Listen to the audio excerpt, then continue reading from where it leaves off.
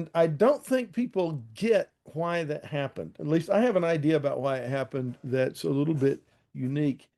I think the problem is that, we were responding apologetically to what was going on in Bible and theology and philosophy and ethics, but we were completely ignoring what was happening in the English departments of secular universities.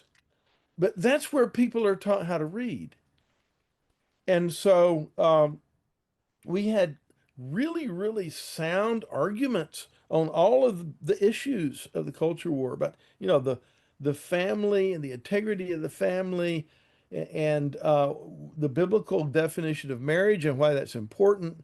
All abortion, all those issues, we had great arguments that had absolutely no traction because people had been taught to read a different way. And even Christians had been taught this and absorbed it without realizing that it completely undermines the very possibility of there being revelation from God, and much less that the Bible is it. And so people have been basically taught an epistemology and a hermeneutic that is summarized. You can spend a lot of time getting really, really sophisticated about this and talking about deconstruction and all kinds of things, but it all boils down to one sentence from Star Wars. Luke, trust your feelings. Yeah. And so, I taught in a very conservative Christian college, and I would run into students there. It's really interesting. They will say things to you in the cafeteria that they would never say to their Bible professor. Um, but Yeah. it was obvious. I mean, they were absolutely certain that meaning is in the eye of the beholder. A text has no meaning until the reader gives it to the text. And whatever meaning the reader gives it in its context is just as good as anybody else's meaning.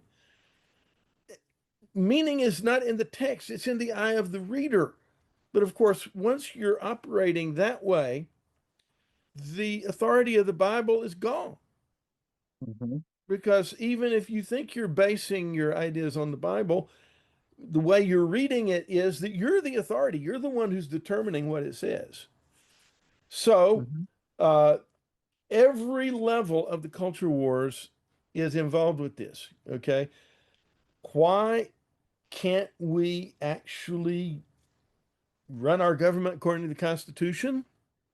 Because the Constitution means what any 5 out of 9 people in black robes want it to mean.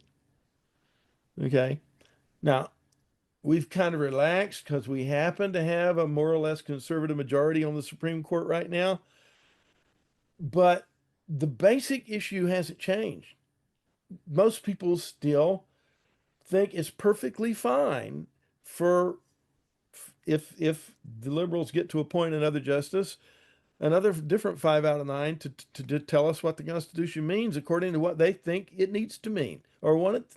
So in the church, you have the crisis of authority because people read the Bible according to what they think it means, not according to its original meaning. Do the same thing with the Constitution. We do the same thing with literature in secular universities. And so the rug was pulled out from under us. We had all of these great theological and apologetic and philosophical and ethical arguments. And people just look at us like, what are you talking about? It goes right past them because they have been taught that there's no issue, there's no question. It's simply reading is in the eye, meaning is in the eye of the beholder, and this is unquestioned. They've never questioned it. Even kids in Christian colleges who came from public schools, and even some of the ones who came from Christian schools, their conservative worldview is just uh, a thin coat of paint over an essentially a mind that is essentially operating on secular principles. So we lost the culture war insofar as we lost it because we were fighting the wrong battle on the wrong battlefield.